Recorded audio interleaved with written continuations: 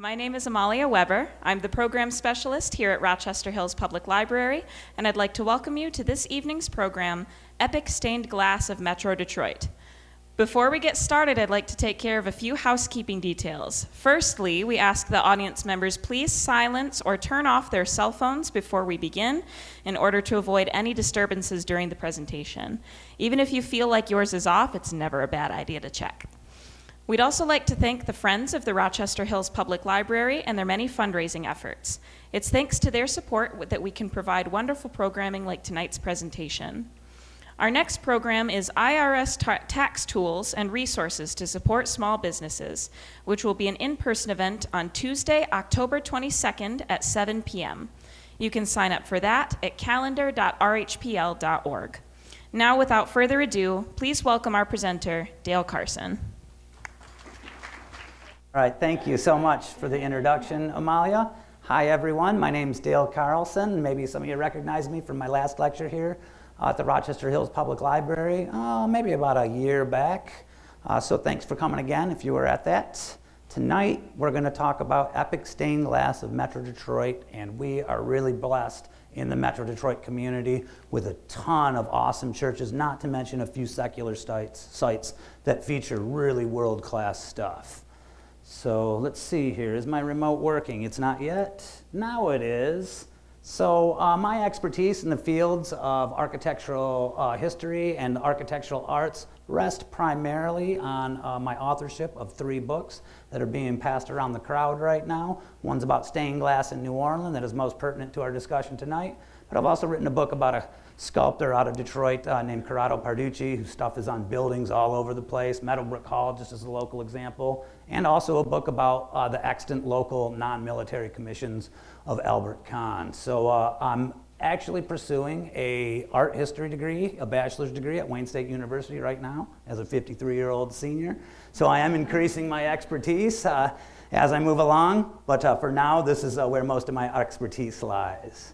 Before we get going too far tonight, I want to thank the Rochester Hills Public Library for inviting me out for the second time, Amalia Weber, who does most of the logistics putting together these programs, the Friends of the Rochester Hills Public Library, who should have a line in here, but I wasn't aware of their contribution until now, and also the Michigan Stained Glass Census, an awesome online site that fills in a lot of the blanks, a lot of the things that I can't learn by newspaper clippings and church histories. They have covered a lot of the stuff over the last few decades, and they're a great resource for those of you who are interested in learning more about the state's stained glass inventory.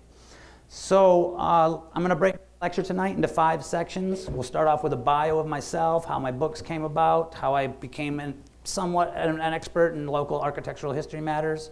We're going to take a look at some really significant makers that have a great presence in Detroit. There's quite a few. We're going to do a local extra where we cover a handful of structures right here in your neck of the woods, 2 right in the city limits of Rochester. And then I'm going to finish it off with what I consider to be the best and most unique collections in the metro area. And forgive me if your favorite doesn't make it into that lecture finale. We'll have a Q&A after, but in the middle of my lecture, if you have an experience that happened at one of these churches that we cover over the course of the lecture, like say you got married there at some point, or you had your first baptism there, things of that nature, I want you to raise your hand and tell us about it so we can add to the historical record, and it just makes for a more engaging lecture if you do. So let's start off with a bio of myself. My interest in the state and city's architectural history, it starts in the early 1990s when I leave my boyhood home of Traverse City to attend school at Michigan State University in East Lansing. And back then, I had a lot more hair. One of my favorite things to do back then was to drive to the city of Detroit pretty much every weekend for years on end to take in what was a really super exciting and groundbreaking house and techno music scene. And as a bright-eyed youth seeing the city regularly for the first time in my life, I was really struck by the scale and proportion of the structures I was seeing compared to my modest boyhood home of Traverse City. In architectural history, it kind of became a hobby of mine for about 20 years. I started taking it a lot more seriously, though, in the 2010s when through online correspondence I met this fella by the name of Einar E. Kavarin. Einar is Icelandic by descent, which accounts for his uncommon name, and he lived in the Detroit area in the 60s, 70s, and 80s, and he's also an architectural historian. And we found that we had a lot of things in common when we met in an online architectural history forum. And he eventually revealed to me that in the 1990s, he hunted down the son of a well-known architectural sculptor by the name of Corrado Parducci, and that Parducci's son allowed him to photocopy his father's original studio ledgers as well as a scrapbook containing over 700 images of sculpture that Parducci created over the course of his career, not to mention a nice little cache of personal information about his family and his educational background. So once I heard about the ledgers and the scrapbook, gears in my mind started turning. I decided I wanted to write a book about Parducci. No one had yet written a book about him. He's a super important figure in the annals of Detroit architectural history, and I felt a responsibility to do something epic with the research materials that just fell in my lap. Took me 7 years. I first got the idea in 2013, put the book out in January 2020, came out with a second edition in May of 2020. That's what's being passed around the audience right now. And I probably will do a third edition at some point because I've come up with about 20 to 30 more commissions since then that aren't in the book. And that's what's really amazing about Parducci, is that he's so prolific that the voyage of discovery, it never ends. There's always a Parducci out there that you haven't yet come across. And that has happened 25 to 30 more times since I put the book out. The experience of writing the Parducci book is really what taught me to be a good architectural historian. How to find the right local resources, the right local people, to really be able to back up and defend the assertions I make about the origin of the art as presented in my books. But not only was it what made me, something of an expert, it was also such an inspiring and fulfilling experience that I followed it up in the next couple of years with the Kahn book and the New Orleans stained glass book that I released in January and February of 2020, respectively. So I want to tell you about how the idea for the New Orleans book first got into my head. When I put out the Parducci book in January of 2020, I had actually moved to New Orleans for a 3-month stint. I was going to write a book about something in New Orleans. I hadn't decided yet what, though. One of the first things that I did when I got there, though, was I called up one of my friends from New Orleans who helped me get into Jesuit High School, where Parducci has an interior commission, the bronze medallion you see on the floor. His name's Matt Grau Jr. He's the former alumni relations director at Jesuit High School. So I said, Matt, I want to get together for dinner. I want to give you a free copy of my book to thank you for helping me get in a couple years back. When we were at dinner, I said, Matt, I've really been getting into photographing stained glass lately. And he's like, oh, really? You got to come back to the high school then, because we have a chapel that is actually a reconstruction of our original chapel in downtown New Orleans that got moved uptown in the mid-1920s. And it repurposed all the glass in that chapel, all the decor in that chapel, and even though it was technically built in 1925, 1926, pretty much everything you see inside it is as it was in the downtown location in 1901. So I took him up on his invitation. Obviously, these are a couple of the photos I captured that day. They show Jesuit martyrs, and it was while I was photographing these panes of stained glass that the idea to create a stained glass guide of New Orleans popped into my head. I ended up staying there for 5 months that year and collected about 90% of the photography and research I needed for the book. So that was an amazing, amazing experience. Now I'm trying to make work on a similar book about Detroit, and that's where most of the photography you're going to see tonight is towards that end goal of creating the book, but also for the lecture that we're doing this evening. And I have given this lecture for quite a few sites, actually, but for each one of them, I gather some local examples and make it pertinent to the crowd I'm speaking to. So when you set out to study stained glass, there's quite a few ways that you can do it. You can examine the narrative content. Vast majority of narrative content is stories from the Bible or lives of saints. Religious stained glass is much more common than secular stained glass in the grand scheme of things. So, that's been done a lot, and a lot of the same Bible stories get repeated over and over. And I love Bible stories, and stained glass has informed me about a ton of Bible stories I've never heard. but it is subject matter that because it's repeated over and over throughout history, it's a little bit less interesting to art critics than secular pieces. Design and fabrication processes can be really interesting. It's very technical though, and it's more about what's happening inside the studio, the development of new styles of glass, what kind of framing or framework the glass is embedded in. It's an interesting field of study also, but not something I spent a lot of time on. We can go with bios of the memorialized. When you see like the name of a person in a window at a church, normally they're a prominent citizen, and you can find a newspaper record of them, and that can be a really interesting thing to study too. I'll go into one example like that tonight. You can also do maker bios and corporate histories and inventory site history. This is finding the places where stained glass exists and finding out the history of the place that houses them. And of these 5 modes, easily my 2 favorite are maker bios, corporate histories, and inventory site histories. And of those 2, inventory site histories is by far my favorite. What I like to do with my lectures is take people on a tour of places that they likely haven't been inside. I really concentrate on the quality of the photography I produce so that you can feel like you are inside the structures that I'm talking about. So let's start off with significant makers represented in Detroit, and I think I've got 5 tonight. Usually I do 4, but I added 1 because there's 2 examples by this one maker from France right here in Rochester. So maybe go a little bit longer within this lecture I normally do, but I won't let you guys get too glassy-eyed, maybe about an hour even. We're going to start off with Friedrichs and Staffen, also known as the Detroit Stained Glass Works, who get started in Detroit in 1861. It's a company that lasts over a century, and there's numerous corporate name changes over the course of their existence. Friedrichs and Staffen, Friedrichs and Wolfram, Detroit Stained Glass Works. But if we take a look at this clipping in the upper right here, we'll see that Detroit Stained Glass Works, if they use at the top, Friedrichs and Staffen at the bottom, they're pretty much interchangeable from the beginning, even though one or the other is the official corporate name at one time or another.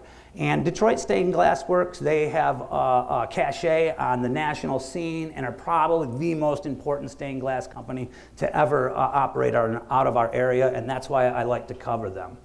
At St. Joseph's Shrine in the Eastern Market area of Detroit, we'll find a really amazingly unique example. And what makes it so unique is that it's actually panes from 2 different companies fused together, which is very rare. You don't find this very often anywhere, let alone in a church in Detroit. The pattern elements that we see towards the top and the bottom, they're produced by the Detroit Stained Glass Company. But the saints and the pinnacles above their heads in the middle parts of the windows, those are produced by Franz Mayer Company of Munich, one of the most important stained glass makers in the history of stained glass.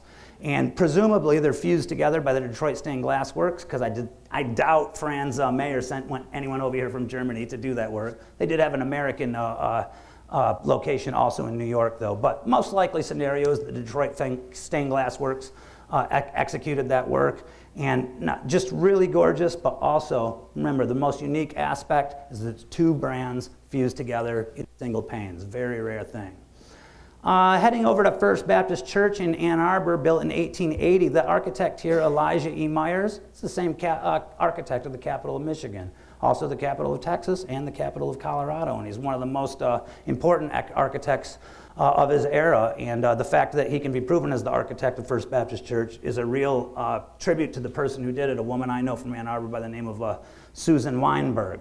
Well, this rose window we see here is really representative of the Detroit Stained Glass Works at that time, in that it has very little ecclesiastical decoration at all. We only see a Bible in the middle. The rest of the patterns are purely kaleidoscopic and geometrical with no references to Christianity in them at all. And that's kind of common of Detroit stained glass at that era, to produce windows that could be fitting in a non-religious building. So I am always more fascinated by secular stained glass because it's less common. So when I find one in a church that could be dual use, it makes it a little bit more interesting to me as well. Friedrichs and Staffen also produces the glass for Old St. Mary's Catholic Church in the Greektown area of Detroit. Anybody ever step inside?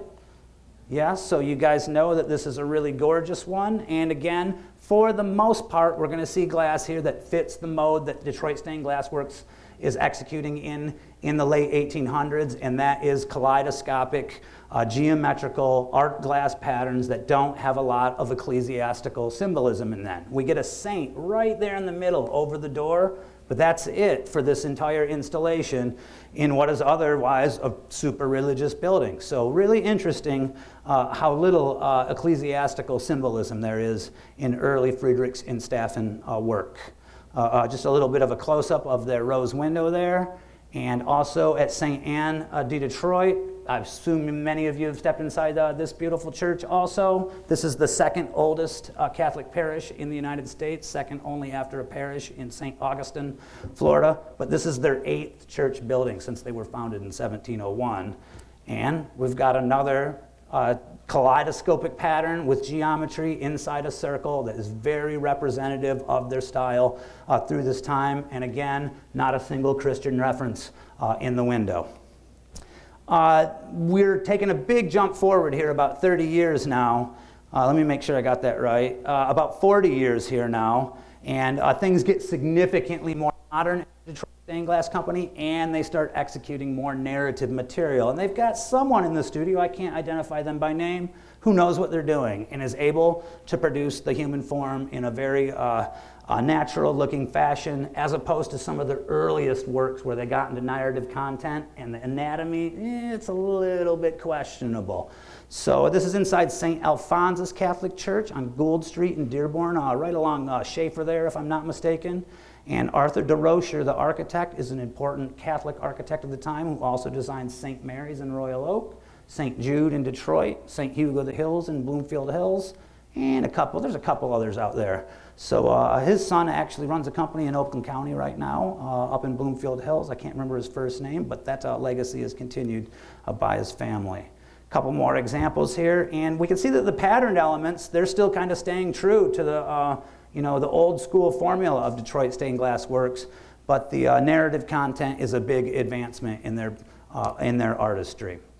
Another later example we'll find at First Methodist Episcopal Church in Ann Arbor, right at the corner of State and Huron.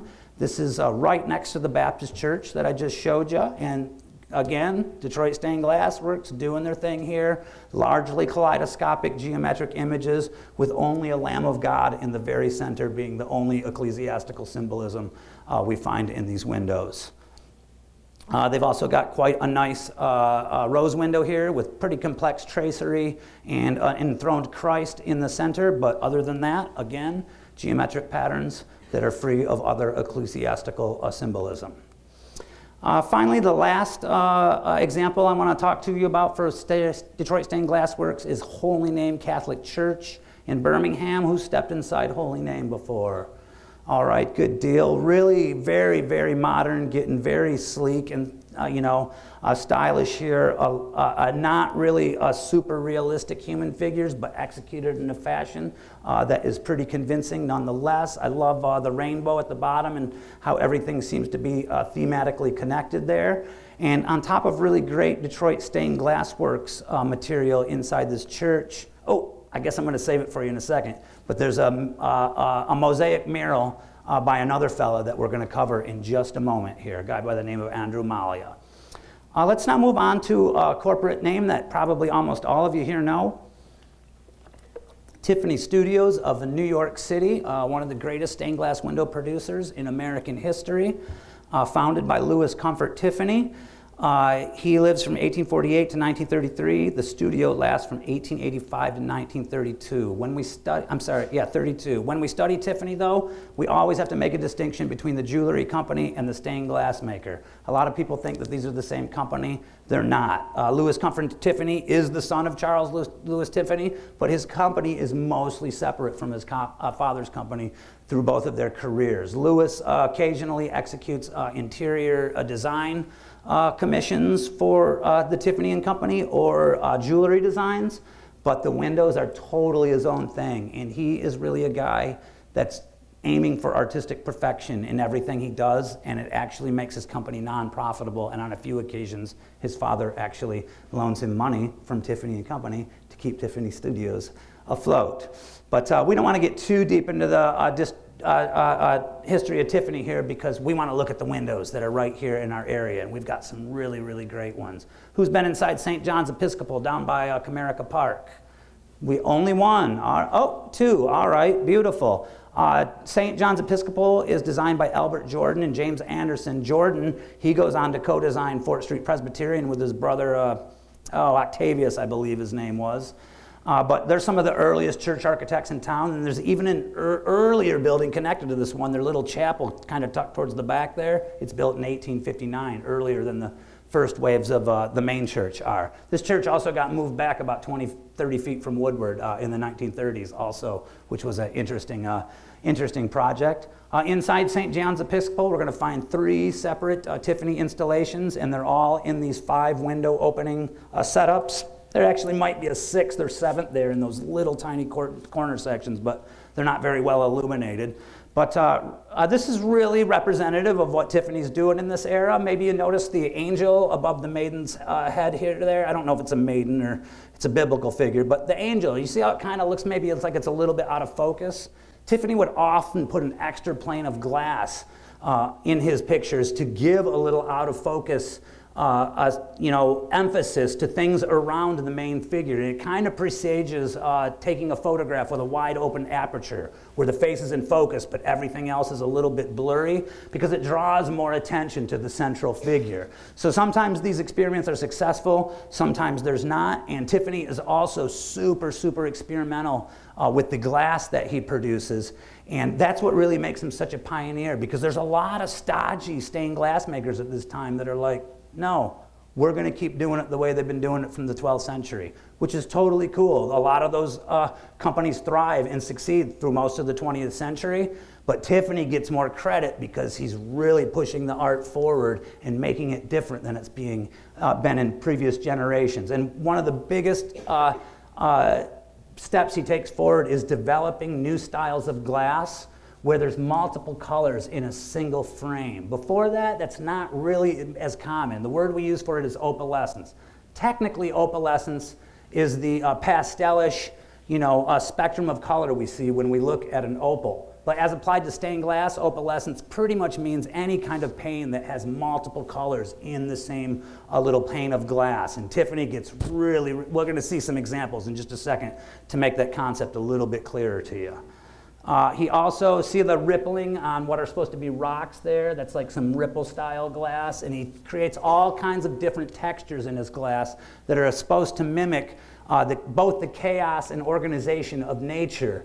But the only parts of the windows that Tiffany will allow to be painted are the hair, the face, the hands, and the feet. And he doesn't like that he has to paint on glass. So a lot of times that part of the window is just done with unbelievably exquisite perfection because Tiffany doesn't want it to be a part of the paint, the part of the greater composition that suffers. Stained glass gets fired after it's painted, so you have to have a total expert who understands the changes that it's going to undergo after it's refired, after it's been painted. So we're going to see some really amazing examples where the faces are practically porcelain coming up here in a moment.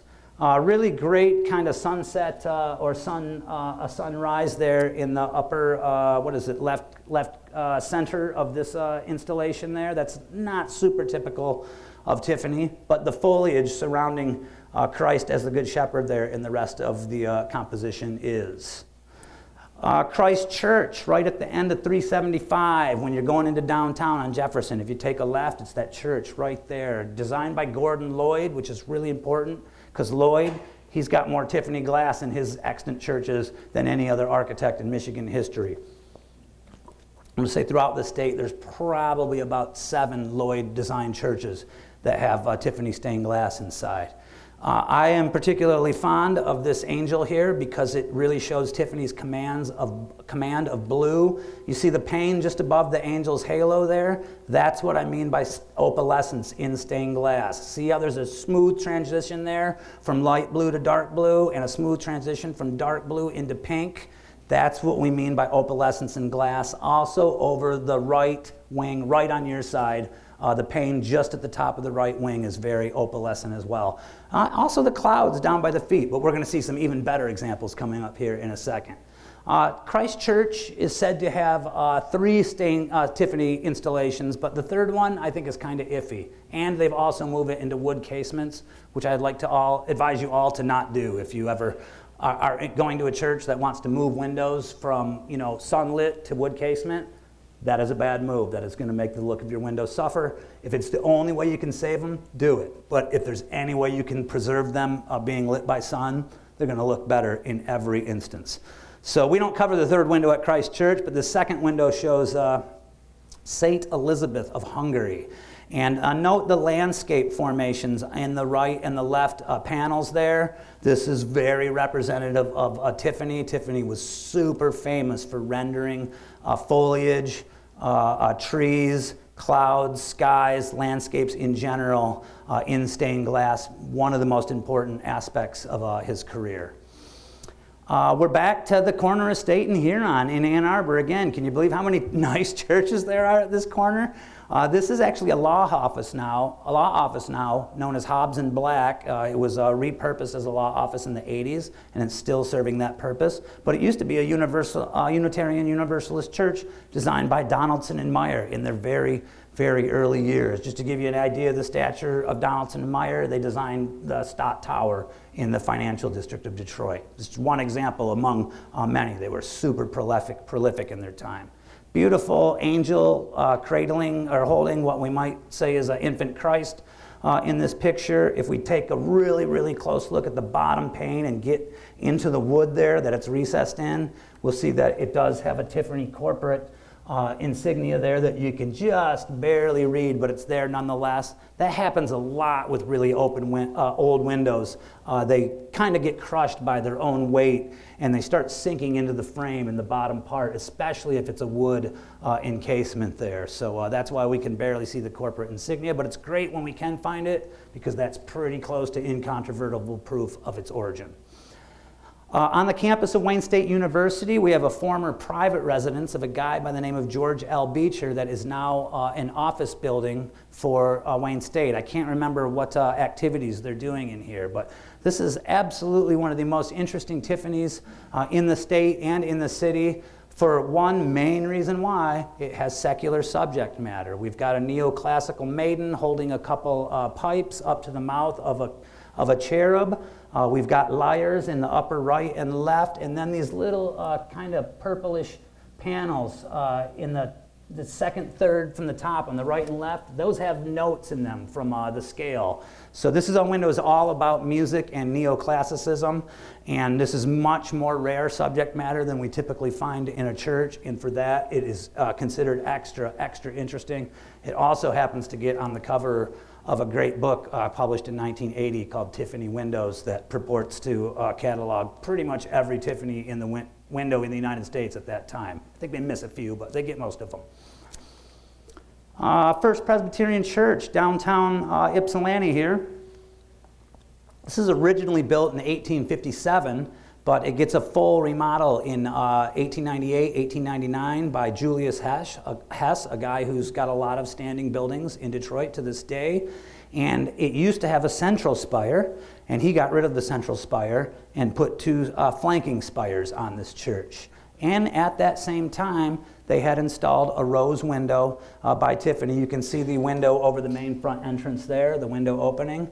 And one of the reasons I really love this window and love to talk about it is because when I was writing my book about stained glass in New Orleans, I came across an example that is stylistically not quite identical. It doesn't have tracery, but if you look closely, you'll see that the Celtic braiding is pretty much identical. Also, the chapel in which the window on the left was originally installed, it was built right around the same time that the remodeling of First Presbyterian Ypsilanti was done, leading me to theorize that these windows probably came off the production room floor within a couple years of each other at most, if not one right after the other. So really amazing comparison there. Let's now move on to Willett Studios of Philadelphia. This is a company that kind of dominated fancy church installations in Detroit from about the 1920s to the 1970s. In fact, they have a huge imprint all over the United States. Willett is founded by William Willett and his wife Ann Lee Willett in the late 1800s, and they are super skilled artists that have a national reputation, but it's mostly an East Coast operation. One of their most important earliest installations is at the Cadet Chapel at West Point. So that got them a lot of national reputation, but it's really their son, Henry Lee Willett. He's shown there on the right with his son, E. Crosby Willett.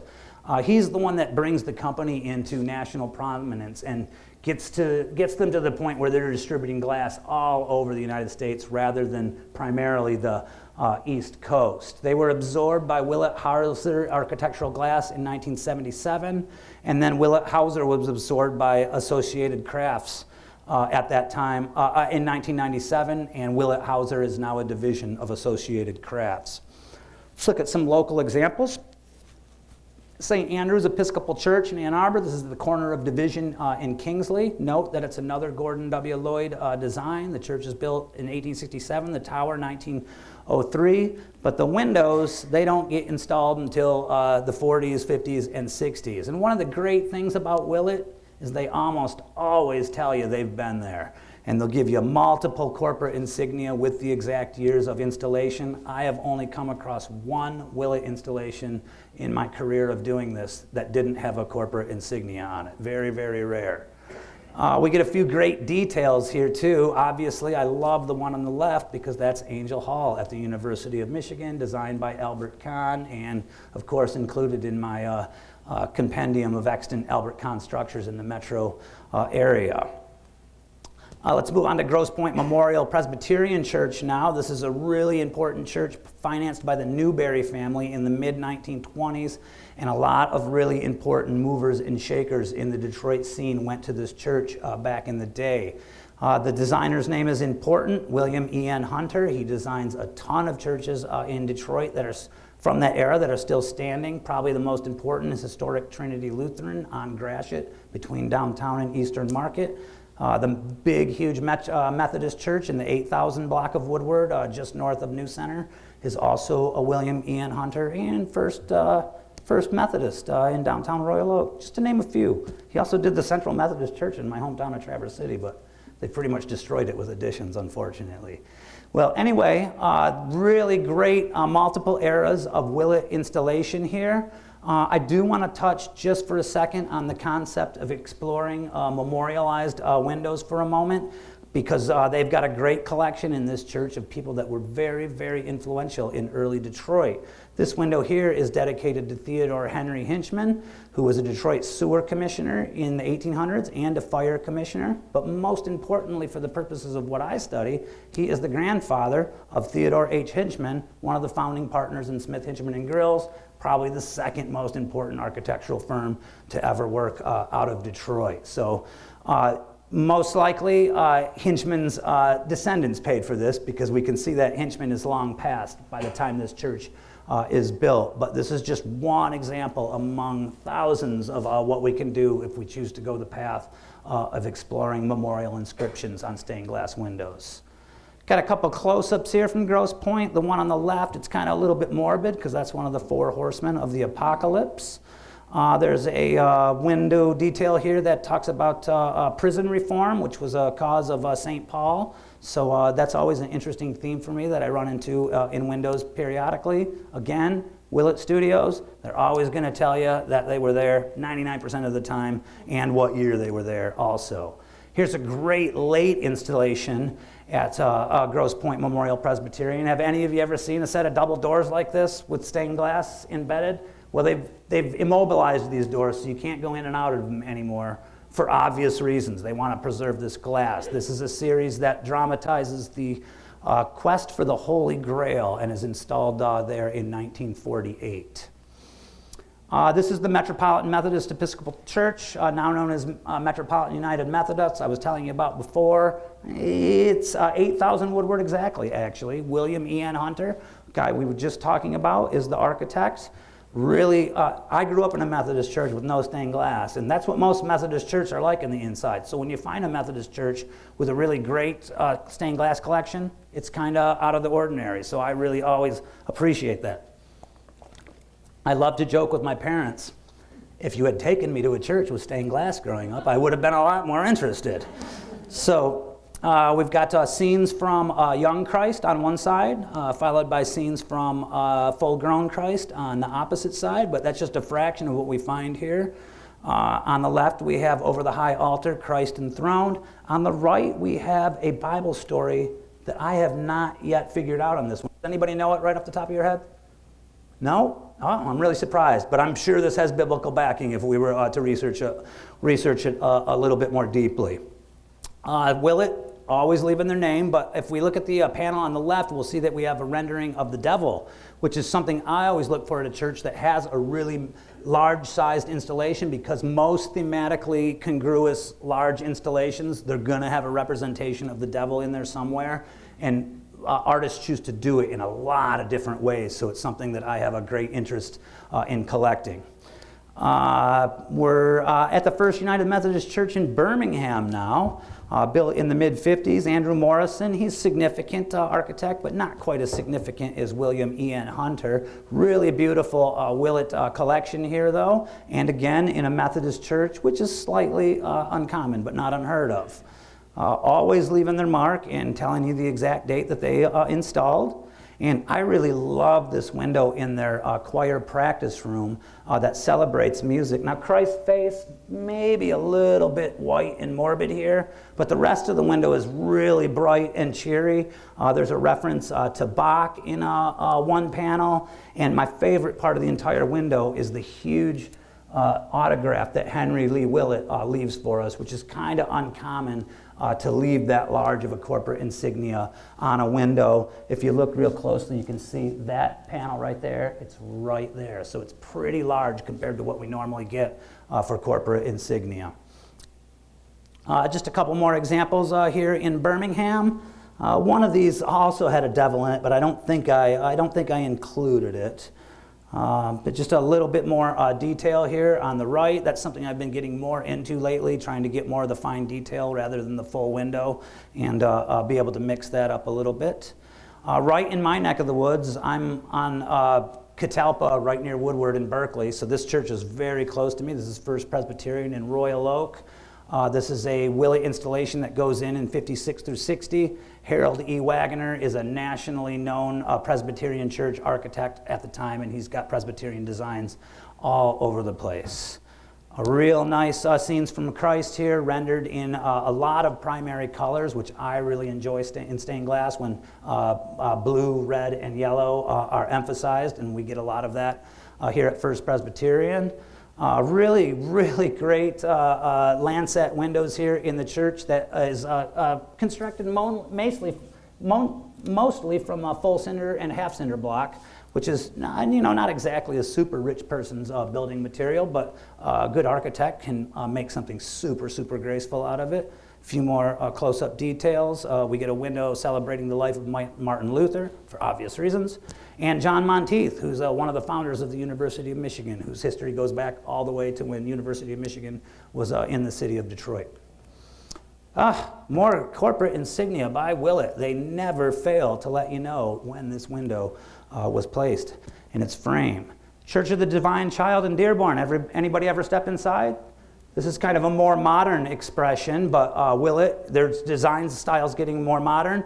Herman and Simons, they did all the additions at Grosse Pointe Memorial, Grosse Pointe Memorial Presbyterian. So they're a really significant architect of the 50s, 60s in Detroit. And my favorite thing about this installation is that one of the architects, Alois Frank Herman, writes a book about the stained glass that he commissions from Willett for this church. And it's not often that you get a written criticism or information about the glass and what they were trying to do from the architect. So that's a super, super valuable resource that one of the parishioners at this church shared with me the day that I actually photographed their really great, super modern, and very unique glass. We also get an individual designer credited here, which gets more common in the latter half of the 20th century, but most of the time before that, an individual artist in the studio doesn't really get a lot of credit, and we can only attribute it to the corporate name. But there usually are individual artists at a company executing these designs, and in this particular case, it's a woman by the name Marguerite Godin. Hopefully I'm pronouncing that right. My favorite window here is without a doubt the Nativity. I love looking at Nativity scenes, and I feel like this one is really expertly rendered and eye-catching. This is the back of the main sanctuary. And now we're going to move on to a company named Atelier Loire. I'm probably pronouncing it horribly by a French person's standard. And this is a company in Chartres, France that pioneers the production of what we call dalle de verre windows. And dalle de verre is different than, a traditional lead-lined stained glass that has pretty thin panes, unless we're talking about drapery glass that gets a little bit thicker. But dalle de verre, it's like chunks of glass, and it can be like an inch or even 2 inches wide, and it's not held together by lead lining, it's held together like by a matrix of epoxy or cement, depending on the era in which it's made. And it has a distinct look to it that you'll all recognize as distinct from lead-lined glass the second you see it. Well, Loire's company that is working on their, I believe, third generation at this point, they are pretty much the world leaders in the development of this style, and they've got a bunch of great examples right here in Detroit, not to mention a few really significant ones in different parts of the world. First example is going to be St. Francis of Assisi Catholic Church. This is on Stadium Boulevard, not too far from the stadium in Ann Arbor, built 1967, 1968. These are mostly abstract designs in which, in my opinion, you need an artist's statement to really understand what they're trying to say here. And for that reason, abstract designs in dalle, not always my favorite. Still respectable windows, still enjoyable to look at, but not quite as interesting, in my opinion, that dalle windows that have narrative content. Because with dalle, you hardly ever paint on the glass, and you have to create the human form strictly out of the arrangement of the glass facets. We do find rare examples where dalle de verre gets painted, but they are really, there's one in my New Orleans book, but I think that's probably one of two I've seen in my entire life, and I've looked at a lot of windows here. So creating the human figure with these large chunks, significantly more difficult than what you do with lead lined, especially if you're painting it. So really takes a lot of skill, and when I first started studying dalle, I didn't think it was worthy of as much respect as lead-lined glass, but the more I looked into it and the more I learned about the processes, the more I came to respect it, and now I hold it in equal regard to lead-lined glass. It's another couple sacramental windows here, I believe communion and baptism.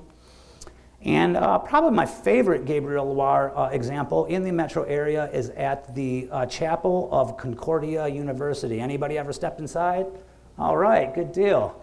So yeah, because you guys are Lutherans. That's right. I think we talked about this when I was at your church, Tim. So this is a really super progressive design by a guy named Vincent G. Kling, built in the 1960s. And we've got three major installations in different corners of this kind of pyramidical building. And we also have these long strips of windows connecting each composition here. I believe that's Christ and most of the disciples, maybe not all. Not sure what's happening here. Maybe just an enthroned Christ with the Holy Spirit. And this one over the high altar is my favorite. Why? Once again, a very copious use of primary colors, blue, red, and yellow, which are my favorite to see in stained glass. We also got a nice, oh, did I not show it? Oh yeah, we got a nice Gabriel Loire corporate insignia there, which makes the attribution incontrovertible. Let's move on now to Andrew Armalia. So this is one now, the Loire one I actually don't include in a lot of my lectures, but I included it tonight because we're going to see two in Rochester with Gabriel Loire windows. Andrew Armalia is one of my favorite local artists to cover. He's a Detroiter whose name has faded into obscurity. He was a contemporary of Parducci, the sculptor about whom I wrote a book, and they decorated many of the same churches. Malia was a favorite of the archdiocese. So the vast majority of his work is religious, but he does have a few secular examples out there. Who is old enough to have been inside the Detroit bus station down on Congress Street back in the 60s? Do you remember the mural of Father Gabriel Richard?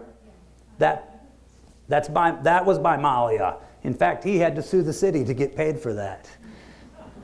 So Malia, he never signs a stained glass. At least I haven't found an example where he has done so yet. Most of the confirmation comes from his family's personal archive and records, but he does love to sign his mosaics.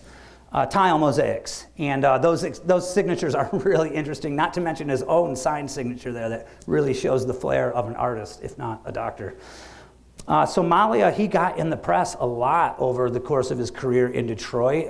This example on the left comes from the 1930s. It's from a church that used to stand near, about Mack and Gratiot, but it's been long demolished. That's his first time I've found him in the paper, but he gets in the paper regularly until his death in 1973. I may have mentioned it already, but he's very versatile in that he produces stained glass mosaics and he paints murals as well. See this one on the upper left here from this clipping from the Detroit Times in 1957. That's from, come on now, the one in downtown Birmingham, A Holy Name in Birmingham that we already covered that had Detroit stained glass work in it.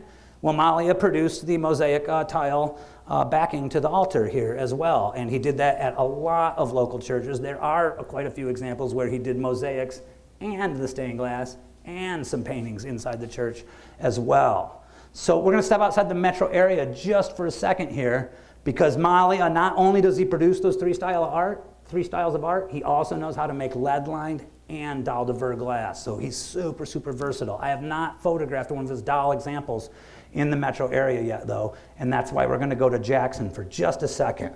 So we see the original church in the background here, and we see this horrendous addition on the front end that pretty much ruins our view of the church. So on one hand, we hate that addition, right? But on the other hand, we love it. Why? Because that's where Malia's windows get installed. And it's one of his best dalle de verre examples that you could hope to find. Really bright colors here. But my favorite is the stairs when you walk in. A really super modern rendering of a crucified Christ. And were it in Metro Detroit, this rendering of Christ's face would without a doubt go on the cover of my book. Because it's in Jackson, it probably won't. Maybe somebody will hire me to make a book about stained glass in the whole state sometime, and I can use that as a cover. But again, really super progressive stuff applied inside what is unfortunately an unfortunate addition to their church. So here's an example of a lead-lined glass by Malia, and again, he likes to work heavily in primary colors, which I really dig. Really, really bright stuff here. And just a few more examples inside. And as nice as these windows are, I really think they're very representative of what Malia can do with stained glass. The most impressive thing he did here at St. Matthew's in Detroit, another Donaldson and Meyer design, is the half-dome mosaic over the altar that incorporates over 1 million mosaic pieces. And if you go looking in, if you have an archive of the Detroit Free Press at home and you put in St. Matthew and Malia, you'll get a few articles about this because this was considered a really important installation in its time. Anybody ever step inside St. Scholastica on Outer Drive near Southfield Freeway? All right, we've got one really, really beautiful interior that the Free Press design describes as jet age when they write about it in the Free Press in 1965. And I think you'll agree that there's a really super modern look happening here. And what I really love about this church is the high altar and how it mirrors this glass with a huge mosaic piece produced by the priest in association with his congregation and Andrew Malia. And to me, this is just an amazing piece of community art, but it's also slightly heartbreaking because how do you repurpose this art when the time comes that this church is torn down, which is probably going to happen, I'm going to say, within the next 40 years. Probably sooner, but I don't want to be too pessimistic about it because this is still a completely serviceable building, but they can't keep enough of a congregation to warrant having masses in the main chapel here, and they have most of their masses in a side chapel. But again, really amazing community-created mural here of mosaic tile. The name of the priest who managed this artwork, the creation of this artwork, was named Father Livius Paoli, if I'm not mistaken. Pretty sure I got that right. All right, let's move on to the section of the lecture now that I call Local Extra, and we're going to cover a handful of locations right in or in close proximity to Rochester. And we're actually going to start kind of far away, but we're still in Oakland County. Not quite northern, more like central south Oakland County, but this is definitely one of the most cathedral-esque churches that you'll find in Oakland County. Kirk in the Hills Presbyterian, and the architects are very, very important. George D. Mason's company designs the Detroit Masonic Temple. Also, very early in his career, the Grand Hotel on Mackinac Island. And Wirt C. Rowland, he's the architect at Smith, Hinchman and Grills that designs the Guardian Building, the Buell Building, and the Penobscot Building. So phenomenally important group of architects here, and really, really great examples on the inside of what you can do with a church interior when you spare no expense. This was financed by, what's his name? I can't remember his name off the top of my head. But the church actually starts out as his private residence, and the church gets added onto it. So one of the chapels inside Kirk of the Hills is actually his original home. Oh, I wish I could remember his name. Not Scripps, no, that's Christ Church Cranbrook. This guy, he also financed the Garfield building designed by Kahn in downtown. I can't believe I can't remember his name, but that's what happens when you're a historian and you just have, every time I memorize a new fact, an old one falls out of my head. And right now that one has fallen out of my head, but a really important person nonetheless who paid for most of this church's construction. We get a really great combination of two companies here, both based in Boston. Both they're contemporaries, they're guys that know each other, Joseph G. Reynolds and Wilbur H. Burnham. And especially interesting is one of the transept arrangements. Before we get to that, let me just show you a couple more examples of a St. Paul being in prison, and also, some of the roots of his preaching about prison reform. That are referenced in these windows. And then on the right, we've kind of got like an ethnicized Tower of Babel thing happening here. That's really, really interesting because we don't normally see that biblical reference in that style of architecture. But I do believe that's what is being attempted to be referenced here. So in one of the transept arrangements, we get a setup that is completely split between Reynolds and Burnham, right down the middle. Let me squeeze through here real quick. Right here, this window right here, it's split. This one on this side is by Reynolds, this one on this side is by Burnham, and then the overall composition, on this side we have Burnham, on this side we have Reynolds. So that's a really, really awesome collaborative piece. Not quite as impressive as what we saw at St. Joseph, where the actual panes of glass were fused together, but still a full installation, stylistically congruous by two different artists that were contemporary of each other's. That's a priceless artwork right there. The thing I love the most about Kirk in the Hills, though, Parducci was a personal friend of Wirt C. Rowland.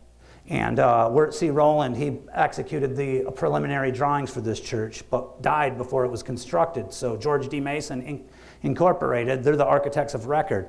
But the design really started with Rowland, and his image gets sculpted by Parducci and applied to the east entrance of the building, and that's one of my most favorite Parducci sculptures out there. There's a ton of Parducci sculpture all throughout Kirk in the Hills, though. What's up? I looked up that guy you were trying to remember, Colonel Edwin S. George. That's right, Colonel Edwin S. George. That is him, and he was a huge giver to charity and a philanthropist throughout his career. He made his money in some kind of power tractor, also in shipping, if I'm not mistaken. But you guys might want to double check that one. I don't have his entire life memorized. Has anybody ever stepped inside St. Therese of Lisieux Catholic Church in Shelby Township? Well, St. Therese of Lisieux, unfortunately, I haven't been able to find a lot of information about its architectural history other than the fact that some of the people who are parishioners here were able to teach me that a lot of their glass was transplanted from the old St. Thomas in Detroit. Did anybody go to St. Thomas in Detroit back in the day? Really important cathedral-esque church that was demolished in the 1990s. I was later able to confirm that story, maybe like 7 or 8 years later, when I photographed the interior of Our Lady of Perpetual Help in Oak Park that also inherited glass from St. Thomas, and they matched. So they weren't telling me, they weren't just making up a story, they knew what they were talking about. So I shot this stained glass really early in my career of shooting stained glass, so you probably see some stylistic differences from what I'm usually producing here. And again, I haven't determined any of the makers here. I was told by the priest at Our Lady of Perpetual Help that the glass in their church transplanted from St. Thomas originated in Vienna and Munich.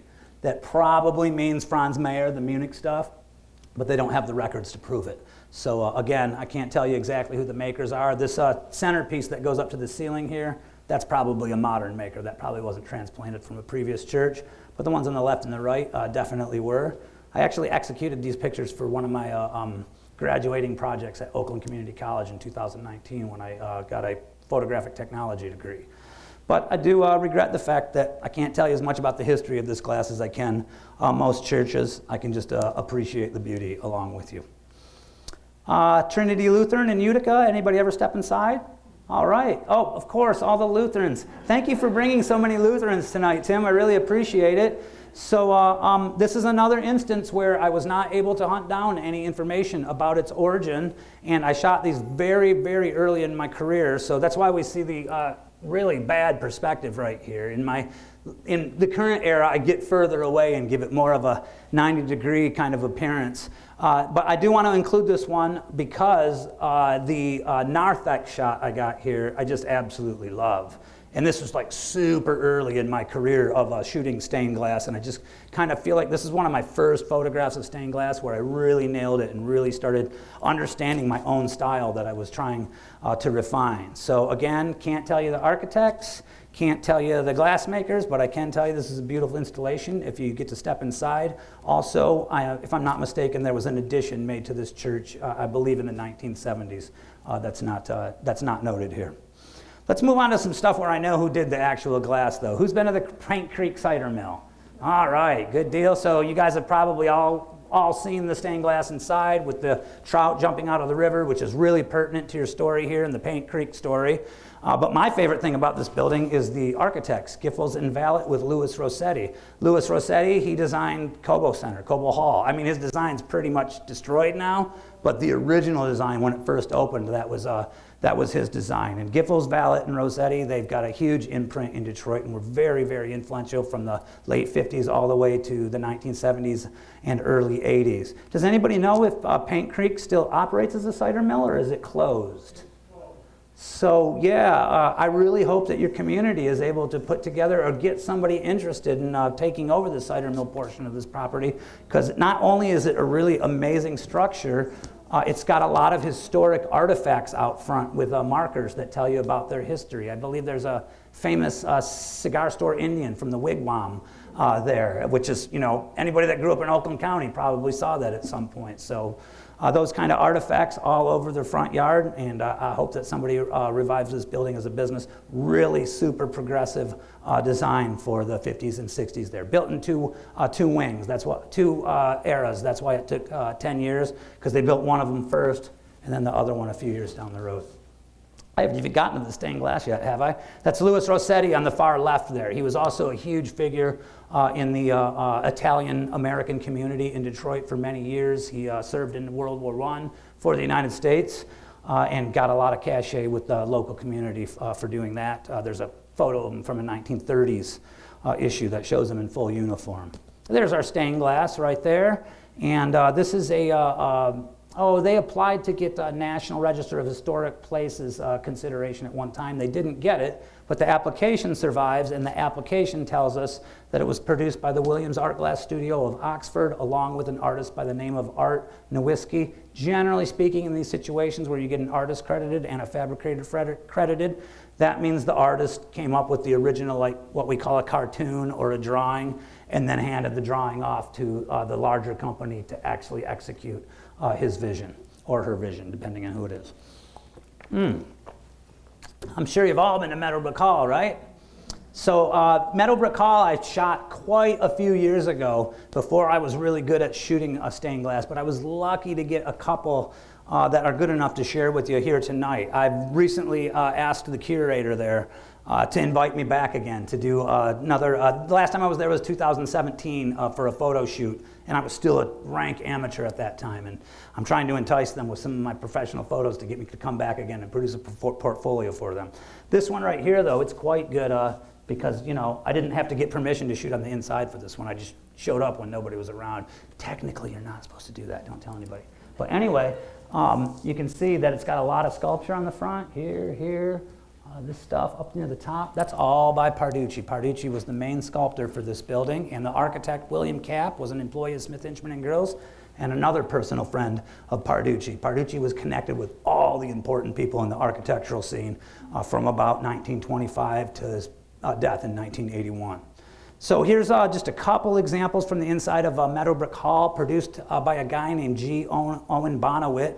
I couldn't find an obituary for Bonawit, and his Wikipedia entry is quite limited, so I have not yet been able to learn a lot about him outside of the fact that he had many commissions over the course of his career, and he was most well known for producing medieval scenes. He has quite a few churches, but from what I've read, he didn't enjoy church commissions as much as he did secular commissions that were usually executed in a medieval theme. So this is perfectly representative of his style, and we can confirm that by comparing some of his work to who went to Yale? Anybody go to Yale? No Yale attendees, eh? Well, these are the Sterling Memorial Library, which is an unbelievably important building, and these are actually quite significantly more advanced than what we see at Cranbrook, but just really, really awesome examples that we can compare against what we have here in Rochester. Again, I haven't been able to learn a lot about Bonawit because I haven't found an obituary yet and I haven't found the right source. But suffice to say that he spent most of his life in Ridgewood, New Jersey. That's kind of close to Hackensack in the New York big greater suburban area. And he got in his paper locally tons and tons of time, not to mention a few times where he had famous nationally known commissions like this one on the far left here in Duke University's chapel. Anybody go to Duke? No Duke. No Blue Devils, all right? All right, and now we're in the city limits of Rochester. Does anybody go to St. Andrew Catholic Church? All right, then you know that they've got a beautiful church interior that is very futuristic, and I just love this centerpiece they have in their main auditorium here that, you know, it literally looks like God is about to land on some kind of cosmic ship right in the middle of the sanctuary there. So really super progressive look there that I really enjoy.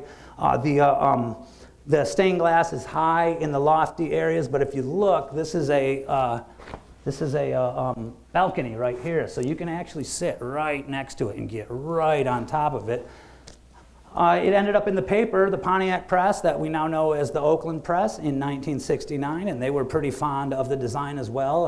Executed by a guy named Charles D. Hanan, whose name I haven't run into very often in my studies. But great job on this one, Charles. Really, really phenomenal interior here. If you ever get a chance to step inside, they do keep their doors unlocked most weekday afternoons. So feel free to step in. That's how I got my photos. They were really super inviting.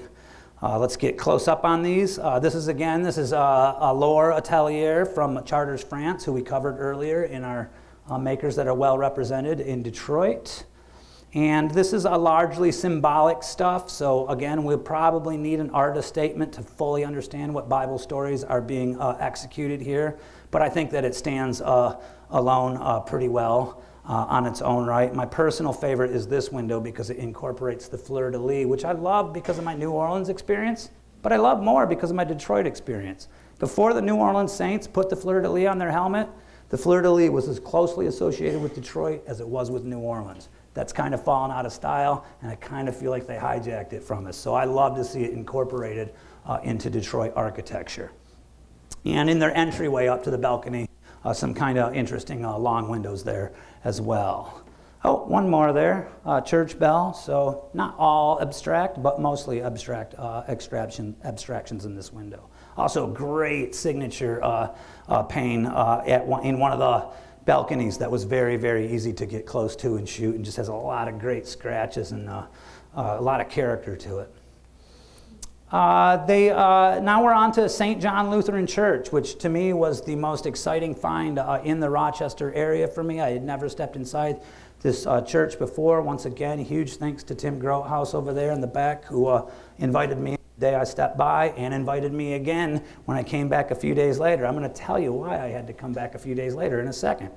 So in our main sanctuary here, we've got an installation from 1982 by a company called Holman City Glass Specialty. But by this point in their history, the founders, the Holmans, their family isn't the primary artist there so much as this guy by the name of Stephen V. Purdy, who executes most of the designs, and fabrication is done by the company. That's going more by City Glass Specialty at this point, but I think the Holman story is really interesting, so that's why I choose to include their entire earlier name. Merritt, Cole, and McCallum, actually the earlier era of their firm, Merritt and Cole. They've got quite a few standing designs in Detroit. They're well known as church architects. But let's talk about the city of Holmen, because I really enjoyed discovering these guys, and I also found a commission by them in Flint just a couple months earlier. So those two combined inspired me to do a deep dig on this company. Founded in 1944 by Harold. It says in this article, but we find an article in 1999 where he also credits his wife, Alma. Harold passes away in 2002. Alma passes away in 1983. So they ran this stained glass operation for many years. But they also did auto glass, and they did typical window glass, and they did mirrors. So they were in a lot of different areas of the glass production. Obviously, to me, the most important and impressive is their stained glass work. Harold passes off the company to his descendants. That's Richard over his shoulder there on the far left, and then Bob and Ann, they're twins that work in stained glass production in the studio at this point in 1989. He's got 3 other kids that are in the operation too, but they're doing mostly office work. They're not artists like Ann and Bob are. So we get a great article in 1984 that lists a few artists working at Holmen City Glass Specialty at this time, and who's on our list? Stephen Purdy, who designs the glass for St. John Lutheran right here in Rochester. This article was created in celebration of the 40th anniversary of the firm, and you just gotta love a bad pun, don't you? Business is a pain. Oh, I didn't see that one coming. Nice work, writer. So anyway, this is just a little corporate insignia from First Congregational Church in Flint, where I recently discovered another Holmen City Glass installation in a church that also happens to have a Tiffany. That's why I was there, to photograph the Tiffany, but their big collection ended up being pretty impressive as well. I've got a nice 16 by 20 of it over there on the counter next to that big Tiffany that we're going to cover in just a second. So here's what's really great about Holmen City Glass. They're still in business.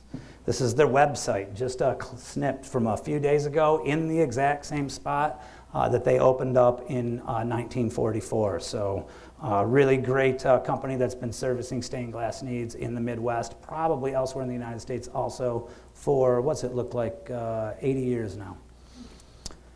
Stephen Purdy, he died young, unfortunately. I believe he was 42. That's his obit there. Let's see here. Oh, no, he wasn't that young. Okay, I'm sorry. I'm sorry. I have the date wrong here next to his name. He actually died in 2002, so 48 years old, yes. He did die young, but he was really loved and well known in the Fort Wayne area, and many artists commented in his obituary there. Let's now look at the glass, because we've been neglecting that for a second. Really great typical Bible stories that we find here at St. John Lutheran, executed in the Dahl de Verre style. The other installation I found by Purdy is by Holmen City Glass is lead lines, so we can say that they're definitely a diverse, a versatile company. Christ by the Well, I don't have this story memorized, but it is rendered in stained glass in many, many instances throughout history. Obviously, the crucified Christ we see very regularly in many stained glass scenes. This is kind of a Christ as the Good Shepherd, I would say, although Christ as a Good Shepherd usually has a staff on him, so I'm not sure that's entirely right. But I really love this installation, and I was so thrilled to find it that I'm pretty much including almost all of it for you guys tonight. What time are we at, 8:15? I'm going a little bit over, you guys. I hope you don't mind too much. So after I discovered the Holmen City Glass installation at St. John Lutheran, well, I was so excited about it that I started looking in the newspaper about, when this church opened in 1967, and an article I found in the paper informed me that this glass around the main altar that I assumed was also by City Glass of Fort Wayne, it's not. It's by Gabriel Loire of France. So 2 really important companies at one church. That definitely makes it twice as impressive. So we get a mention of the opening of the church that shows the exact altarpiece with their preacher at the time from Pontiac Press, 1967. And again, a really nice Gabriel Loire corporate insignia that's about, 3 panes up on, I want to say, the left side. Is that right, Tim? You don't know? You don't have them memorized?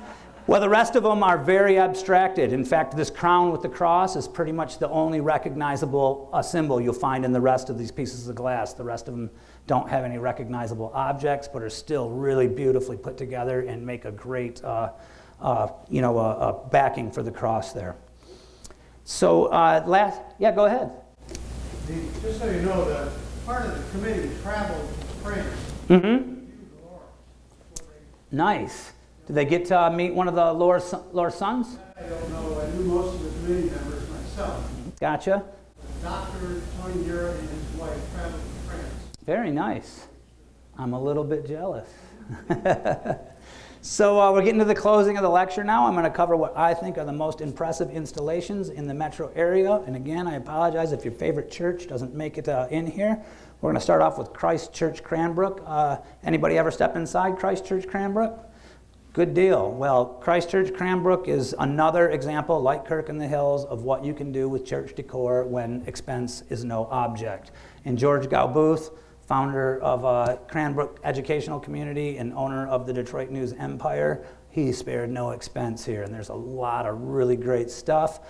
James H. Hogan is a really great company from England. This is very expensive glass, and this is what they call the women's window. I'll show you a detail in a second, but I also want to note the architects here. Bertram Grosvenor Goodhue, he's one of the most important architects in the United States, a bridge from the 19th to the 20th century. He designs the Nebraska Capitol, just as an example. But he dies in the middle of the construction of Christ Church, so his underlings, Mayor Murray and Phillip, they go by Bertram Grosvenor Goodhue Associates for a while, and then they officially changed their name around 1930 to Mayor Murray and Phillip. They execute some of the design work here as well. So let's close up at the women's window. We'll see that all the adult figures, not all the adult non-angel figures in this window are women. We do see a few young men and a few angels that appear more mannish than womanish, but for the most part, this window, it celebrates contributions made by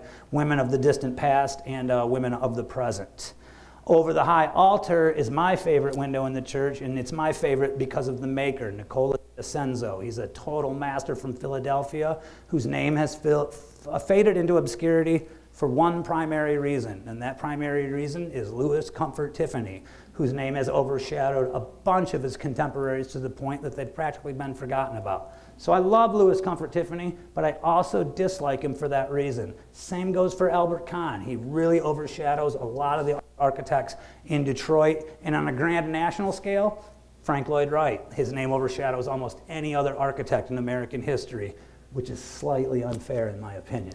Anyway, back to Nicola Senzo. He's just a master maker from Philadelphia.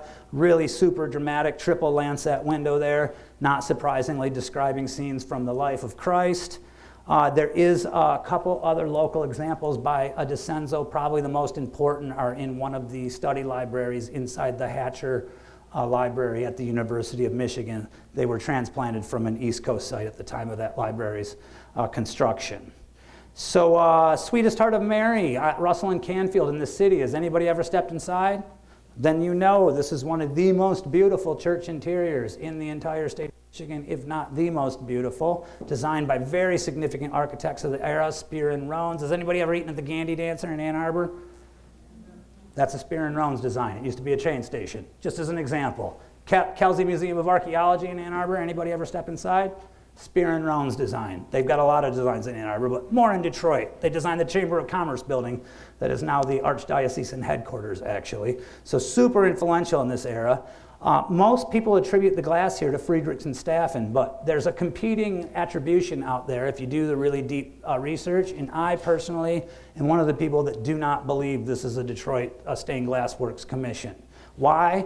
Because stylistically, what's happening here at the time of the installation, which is presumably right around the turn of the century, it's very different than what we would expect from the more geometric circles and patterns in the upper portions there. See, these have got just too many curls and curvy flourishes where we were looking at mostly straight lines in their other works of the era. So to me, stylistically, this is not screaming Detroit Stained Glass Works. Also, the narrative portions show a young child Christ assisting his father Joseph with carpentry tasks.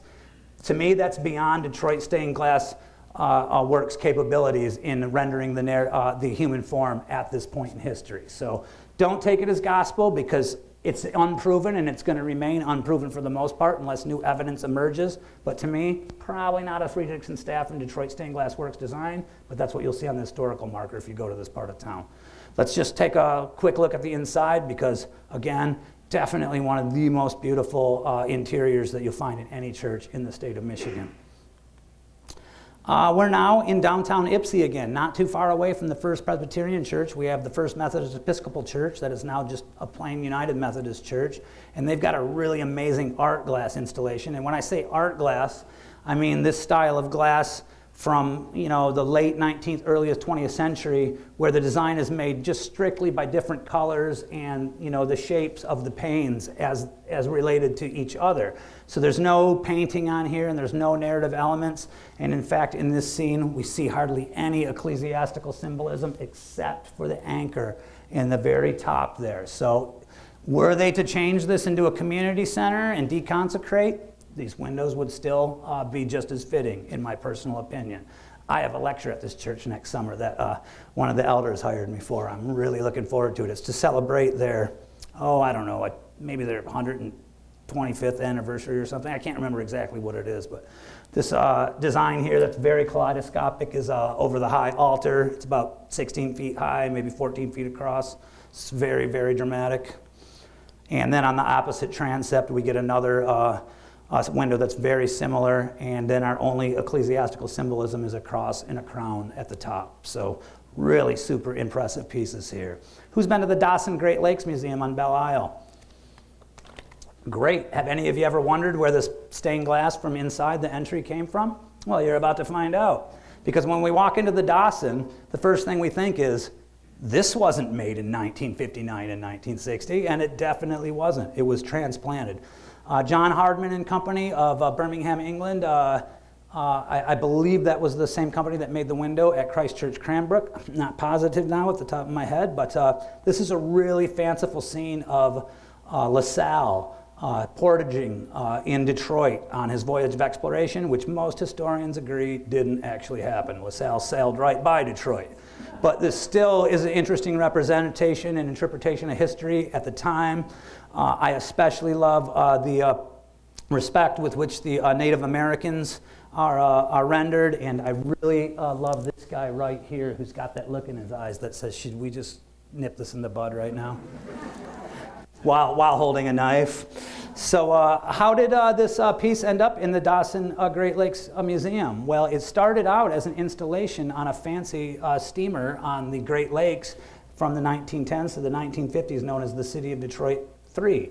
Cruising on the Great Lakes, it used to be as common as cruising on the Caribbean. And tons of people did this, and they had a really fancy room inside this particular ship known as the Gothic Room, and this is where the stained glass was installed.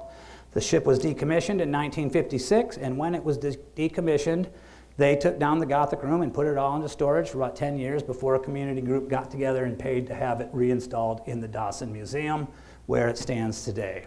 Sorry, I'm rushing. I've been going an hour and 15 now. And this talk is also a few minutes fast. Good. All right. Well, I'm just about done anyway. I can't do a whole lecture like this without including our Hebrew friends. Has anybody ever stepped inside Temple Bethel at 14? So this is an amazing church designed by the same designer as the World Trade Center that was tragically destroyed on 9/11, Minoru Yamasaki, who spent most of his life in Detroit and was one of our most important architects. I love how this sanctuary kind of looks like an angel wrapping its wings around the congregation there. But what I love the most about this place is its stained glass, because it's got 3 eras of installation. First of all, they commissioned some new stuff by a local studio called Virtue Studios of Southfield. The artist was Barry Bernstein, and this is in the main entrance. And on one side it shows New Jerusalem, on the other side it shows Old Jerusalem. I don't have a photo of Old Jerusalem in there for you. But they also have stuff transplanted from their earlier Temple Bethel that is in the 8000 block of Woodward in Detroit. And it was also known as Lighthouse Cathedral. And they haven't been in there in years, but you've probably noticed the building before because it's very neoclassical and it's got big Greek Roman arches on the outside. Well, all this windows designed by Hinnicky and Smith of New York. were transplanted to their new church when they built it in the 1970s. And Hinnicky and Smith, that's the building I'm talking about. You can see it says Temple Bethel on the lintel up there. Hinnicky and Smith, they're pretty known in New York City at this time, but they don't have many commissions outside of New York City, so this is actually pretty rare. The only other Hinnicky and Smith I found locally are the college seals that we find in the law library at the Law Quad at U of M. Also, their previous building before that Temple Bethel is the Bonstell Theater, owned by Wayne State University, that's currently getting renovated and is probably going to look really awesome in the coming years. And all these windows were transplanted from that building. Probably went to the second Temple Bethel first, but these are all hung in a hallway that's all just sheer windows all the way through, so they're still completely sunlit and they just look awesome. That's the Bonstell Theater. You see this this panel right here that went up over the neoclassical decoration when it was remodeled in the 1930s. They've taken that off and revealed what's behind it. It needs a little bit of a cleaning, but by the time they're done with it, it should look absolutely spectacular. They're building an 8-floor hotel right next door, and this is, I believe, going to be their event center. Last commission tonight, you guys. Cass Avenue Methodist Episcopal Church at Selden and Cass. Has anybody ever stepped inside? No? Well, you need to do it sometime because you're going to find the greatest Tiffany windows in the state inside this building. Once in a while, a chamber orchestra of the DSO will perform here. If you see that listed in some form somewhere, get the tickets and go. The windows will be as big a highlight as the musicians. This is one end of their chapel, almost exclusively art glass here. We do get a God is Love in the middle, and above that an emblem that says look up, lift up. But that's pretty much the extent of religious symbolism in here. Otherwise, they're strictly art glass, which is kind of a departure for Tiffany at this point in history, because Tiffany usually has narrative elements, but not always. There's other precedents out there of purely ornamental windows like this. So these three, impressive enough, right? Opposite end of the sanctuary. So when I was at a concert here with the DSO Chamber Orchestra, there was just every person that walked in behind me, it was like, ooh, I had no idea. So you guys ever get a chance to step inside this church, highly, highly recommend it. I also have a 16 by 20 print of this window available over there on the right if anybody is interested tonight. It's my top selling photograph, except for maybe my Detroit skyline. That concludes my lecture this evening, folks. I hope you enjoyed what you heard.